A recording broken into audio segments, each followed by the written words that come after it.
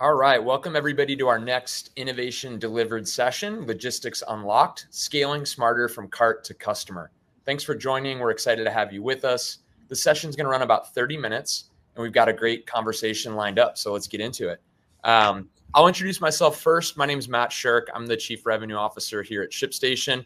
I have the best job in the world. I get to work with over 100,000 brands and merchants who are growing fast, and we're helping them tackle all the challenges, their business faces, particularly around, shipping, logistics, fulfillment, and really delighting customers. So, not only do I get to work with a lot of great brands, but also great partners, some of which are here today.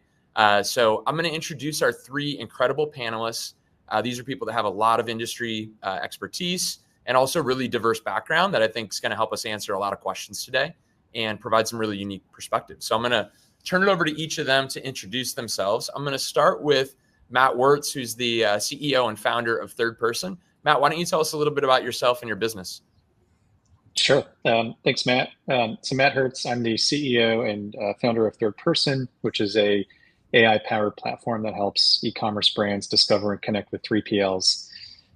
Prior to founding Third Person, I ran a consulting business for about 7 or 8 years leading up to that, where I was helping e-commerce brands in a similar capacity, kind of running through the entire 3PL RFP process and doing some fractional operations support as well. Earlier in my career, I came from the brand side. I was an early employee at the time startups like Rent the Runway and Birchbox, and then spent some time in San Francisco working at a logistics startup called Ship. So really excited to be here and join this all-star cast. Great. Incredible experience. So I know we'll learn a lot from you. All right, let's turn it over to our next panelist for an intro. Kian, do you want to introduce yourself, please? Yeah, sure. So my name's Kian. I currently work at Swap, which is a logistics company really focused in on cross-border. We help brands really take care of their cross-border needs end to end, with all the sexy stuff included, like duties and tariffs. I've been in the e-commerce space for about 15 years, started off brand side and then spent a couple of years at Shopify and then on to Swap. And that's pretty much me. Love it. We were joking before. Kian's like, with everything going on right now, Kian's like the prom king. Everybody wants to hear from him. So we're excited to have you here. So, all right, we'll wrap it out here with Jennifer. Can you introduce yourself and tell us a little bit about your brand? Yeah. Hi, everyone. I'm Jennifer Hernandez. I'm the Director of Operations for BK Beauty. We are a makeup brush / tool company located in Austin, Texas. We are actually in the middle of celebrating our 6th year of business. We launched in August of 2019. We were founded by Lisa J, a pro makeup artist and YouTube content creator, and we have seen incredible growth really since day one. She had an incredible YouTube community that supported us right from the get-go. And in 2023, we were early adopters of TikTok Shop, which really helped amplify the voice of our brand. We also have an incredible social media team that does fantastic work that I'm old, I don't know how to do myself, but they do produce really incredible content. I have been in the retail space in some capacity for the last 25 years. Before joining this team about 1.5 years ago, I was supporting local Austin brands at a boutique 3PL. Before that, I was with Kendra Scott for a number of years, and then I started my career at Target. I love retail. I love distribution and logistics, and I'm excited to talk shop with you wonderful gentlemen. Awesome. Very excited. All right. Well, now that we've gotten intros out of the way, I'll get us started. I'm gonna pose the first question, and Jennifer, I'm actually gonna start with you just so you got the heads up. So my first question is, how can brands integrate order management and fulfillment systems to ensure a smooth end-to-end delivery experience? Yeah, starting with a loaded question, of course. I'll be transparent that we are ShipStation customers, and so in my current state, ShipStation is what allows us to have a smooth end-to-end experience. So much so that we're transparently at a pivotal point where because we're a high volume shipper, it's likely time that we move on to a sophisticated WMS, but we've held back because ShipStation does allow us to make our fulfillment operations so incredibly smooth. We're incredibly proud of the fact that even as a small brand, we continue to self-fulfill, largely with a bunch of really hardworking moms. Just on the other side of the store, I have a bunch of incredible women that are just knocking out orders and getting those out the door to our customers basically same day. the hesitation, of course, is adding, like, when is it right to upgrade your tech stack? Doing so adds additional complexity. In our case, it would likely increase throughput time, which makes me really nervous. So it's a lot about balance, staying up to date with what's out there. It's such an interesting time to be in supply chain because AI is taking over the world, and the way that it's impacting our business is really exciting and a bit to be determined. So, yeah, that's makes sense. I did have maybe a bit of a follow-up question again to put you on the spot, but Sure. your brand has grown with us. Like, can you just talk a little bit about scale and sort of the systems, workflows, like any of those kind of things that like have helped you as the brand has grown? For sure. We are a really unique shipper, for one. I ship very lightweight product, which makes our workflow significantly less complex than some of the things that I've shipped in my past. My previous company, I worked with an organization that shipped 7-foot car awnings that weighed 60 pounds, and I will take a 1-ounce makeup brush over that any day. Wow. So within ShipStation, the ability for us to isolate orders that are single SKU, that's something that's very relevant to us. Our UPT tends to be a little over 2, but we have plenty of single SKU orders, excuse me. We have several hero SKUs that are ordered at an individual level. And so that's one of the biggest things that we leverage. And we've provided feedback to your team about how we can continue to make that process better, because I think there's area for improvement there. But as of now,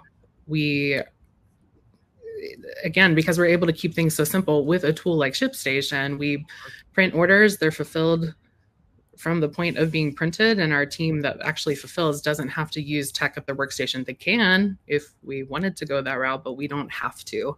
And ShipStation has allowed us to do that. That's an area too where, obviously what we want to do to the scale point is continue to provide that scaffolding as you move up market and get bigger and bigger. So that's part of what we're talking about today with Innovation Delivered is we're continuing to build and drive more features that go that are extensible up market, right, into inventory and WMS, et cetera. So totally. And to give your team credit, I mean, you all are so receptive of our pain points. We communicate them regularly, and your team does have a very genuine desire to make the product better. And I think that there's certainly room to do it. It's great. Yeah. But go ahead, Matt. Sure.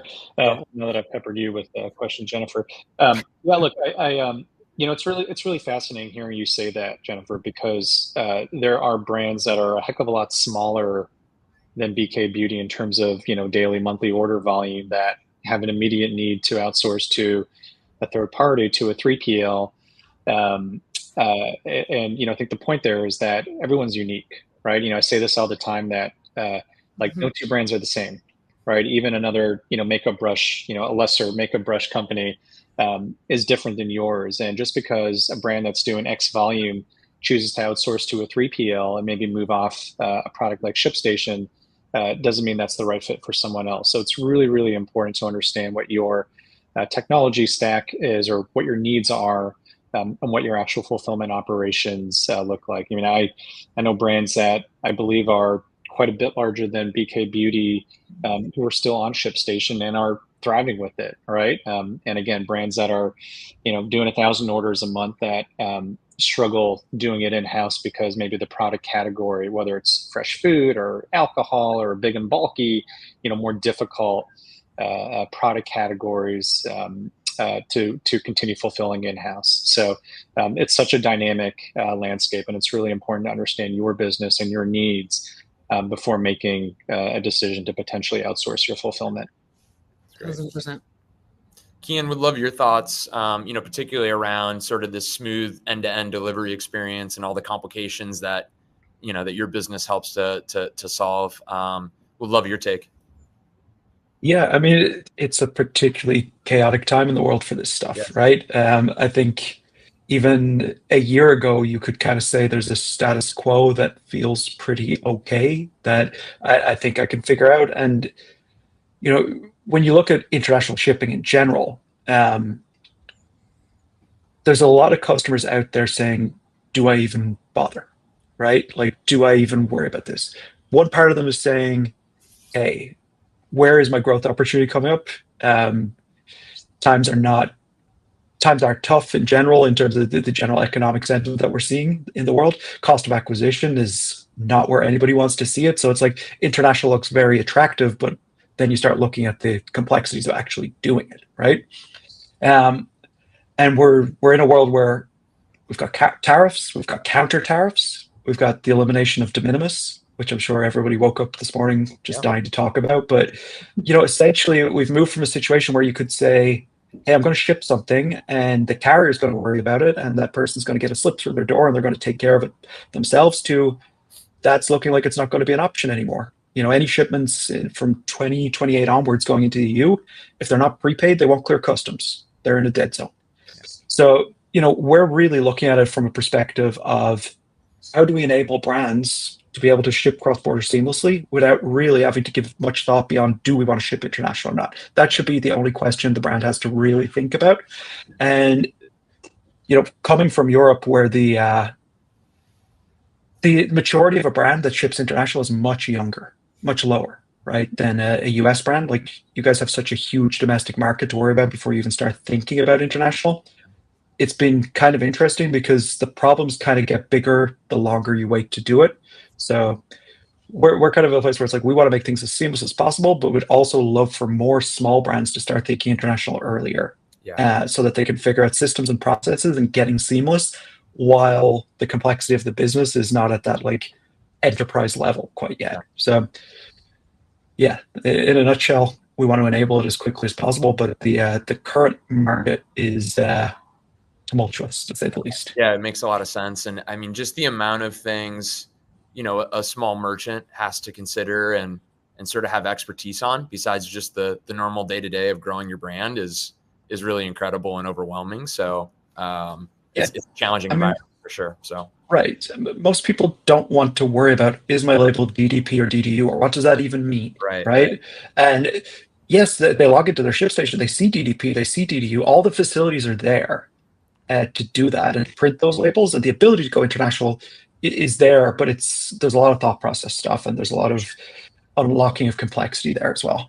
Yeah. And I think helping merchants focus on delighting customers, making great products, and simplifying the rest is important. And I think we all know firsthand how important, the brand promise and the consumer experience doesn't just like end at add to cart, right? The way we get those repeat customers are delighting and making it easy for the customer and for the merchant. So I think we should have booked like 2 hours today for this conversation. I'm going to keep us moving along.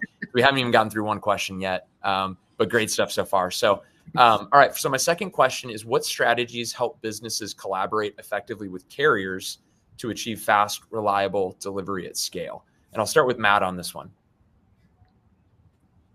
Sure. I think what I'm super intrigued by is just how quickly evolving the at least domestic carrier ecosystem is. When I started my career in e-commerce a little over 15 years ago, without a whole lot of exaggeration, there were basically three options, right? There was the Postal Service, USPS, there was UPS, and there was FedEx. And there may have been a couple. I mean, there were a couple smaller carriers, but not anyone that, frankly, legitimate brands would be using. Fast forward to 2025.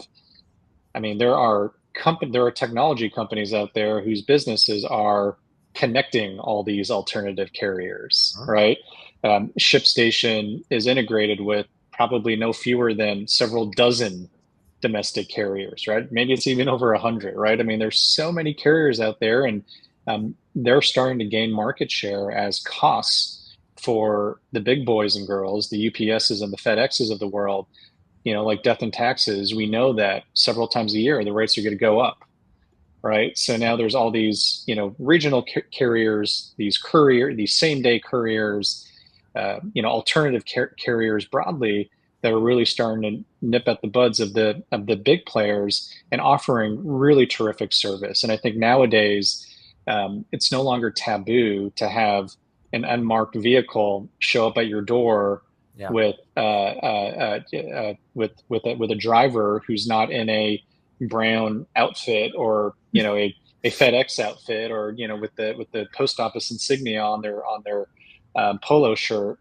Like, that's fine, right? We step into cars from people, like random strangers, right? We stay at random strangers' homes on Airbnb, right? So like the sort of gig economy, suffice to say, is alive and real. So it's been really fascinating as a shipper, as a brand, to see the number of options in the market that are legitimate, that are cost effective, operationally sound. And it's really if you're not using these alternative carriers, there's a lot of margin to be had in your operations. Makes sense. I guess part of what I'm hearing there too is, carrier management is becoming increasingly complex, right? As it gets more fragmented. And so, the ability to balance cost, speed, service, all of that becomes a real challenge. So Jennifer, would love to hear your thoughts. Same question. Yeah. Matt definitely alludes to something that keeps me up at night. In early 2025, we ship with USPS right now for domestic freight. Mm-hmm. And at the beginning of this year, there was a question of whether the United States Postal Service would even continue to exist, if it would become privatized, and like what that means. And so that was, terrifying.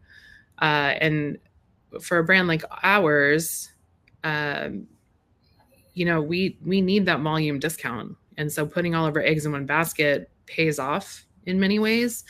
However, that's not necessarily the best long-term strategy.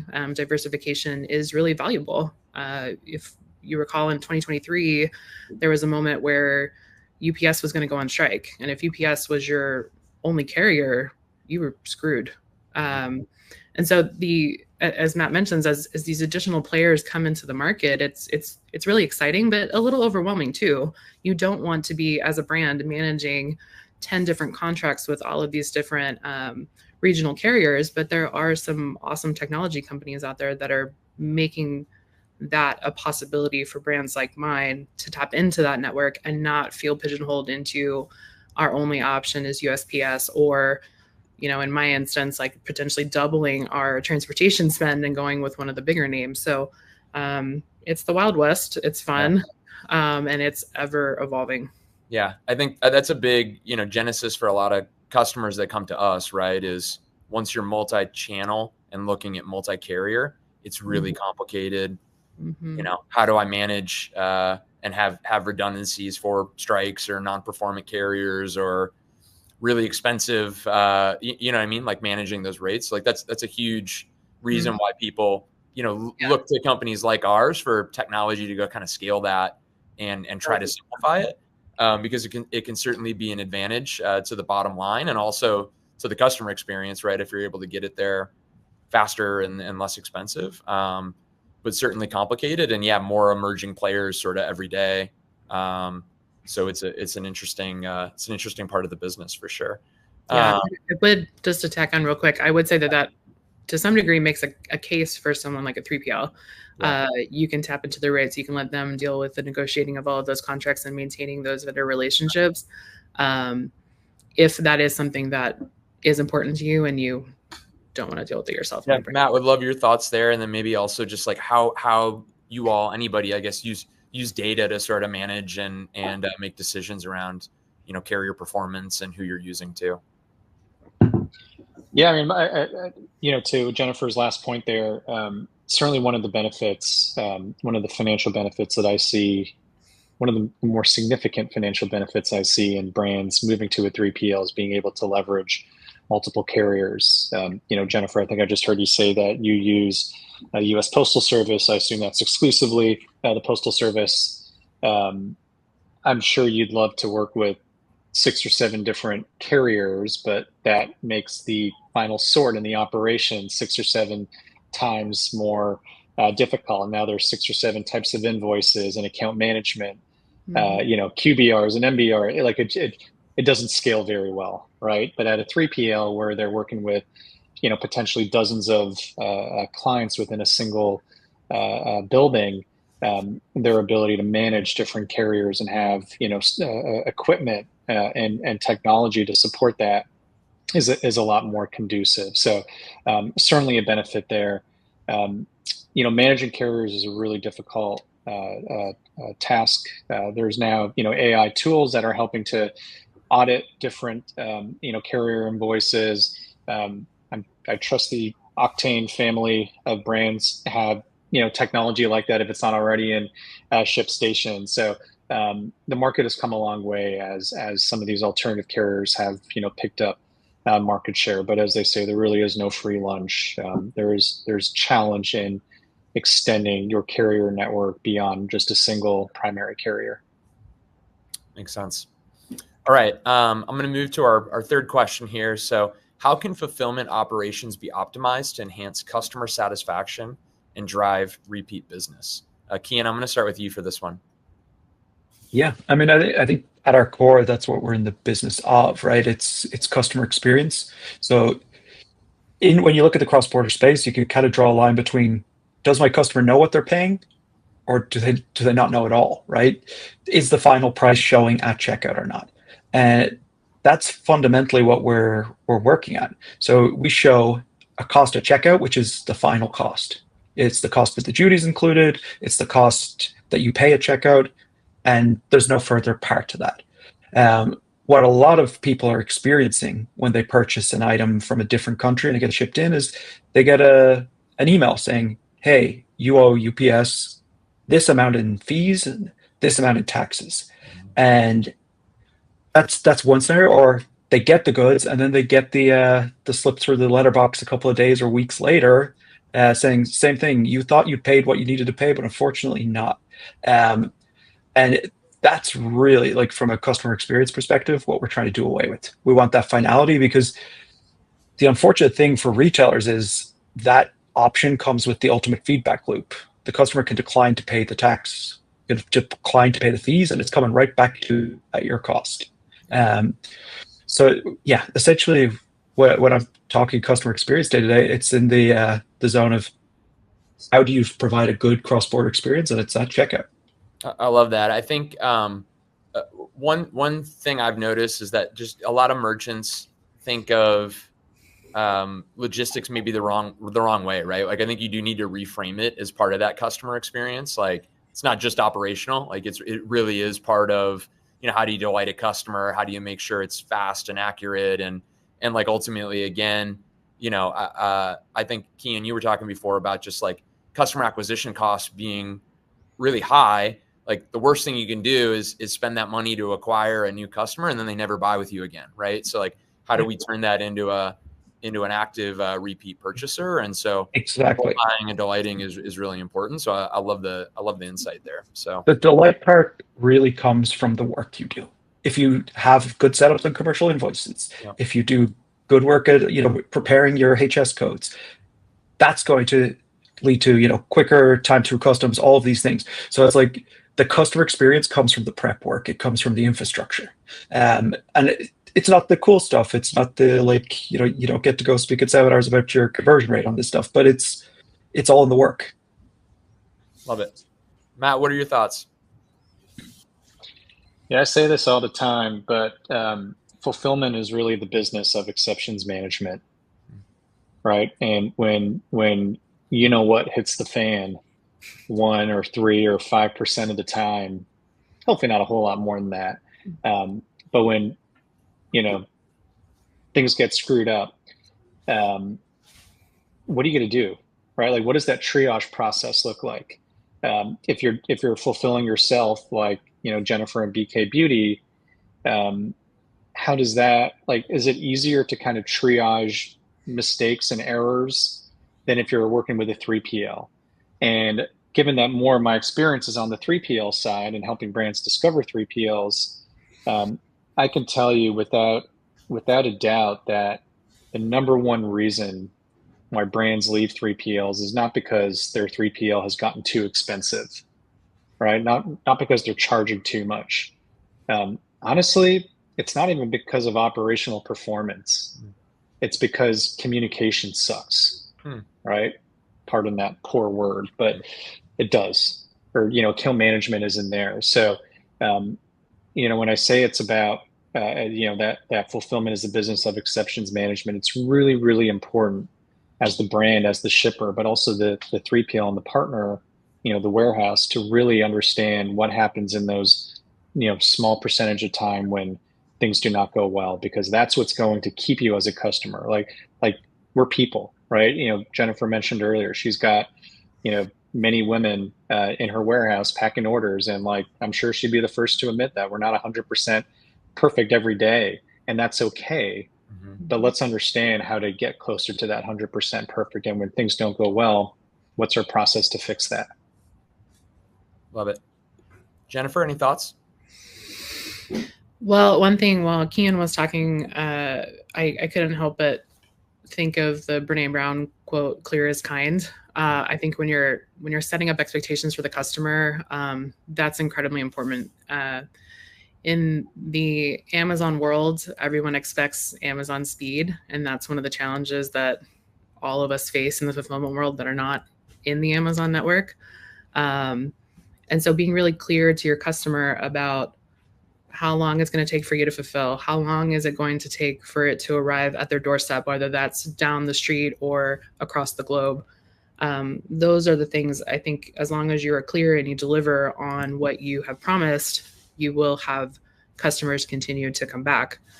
When you're scaling, ensuring that you're able to continue to deliver on those promises is really, really, really important. And that's, I think, where some of the challenges lie.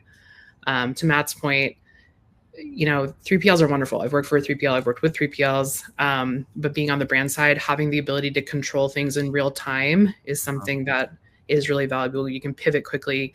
The communication isn't lost because it's within your own team. And so that's something that's been really important to our brand and has been important to me in the past. So be clear with the customer, be clear with your team, and be clear with what your expectations are, both internally and externally, as you continue to grow. I think that's great. And it's great to get the perspective from all these different parts of the business. And, that's certainly why we're, we've got a sort of a special demo for folks joining this to show our Fulfilled by ShipStation. We want to have that sort of capability where whether you want to fulfill yourself as a brand or whether you want to outsource that and make it simple and allow us to handle that. And Matt, I think your points around just the importance of that communication and sort of the exception management and like the importance of, as much as possible, making this flawless, but being overly communicative and supportive when the inevitable happens. Right. So, look, gang, I appreciate this awesome group. I think it's been a really great discussion. I want to thank our panelists again for sharing their time and insights. And, I sort of alluded to this, but I'd be remiss not to mention that we do have some exclusive offers for our Innovation Delivered attendees. We've got a 90-day free trial of ShipStation. And then we're also giving a demo of Fulfilled by ShipStation. If you're looking to scale fast and let us handle shipping and inventory, you're definitely going to want to check that out. So no commitments, just making growth simple. So don't miss it. Thanks again to everyone who participated, and enjoy the rest of our sessions. And thank you so much.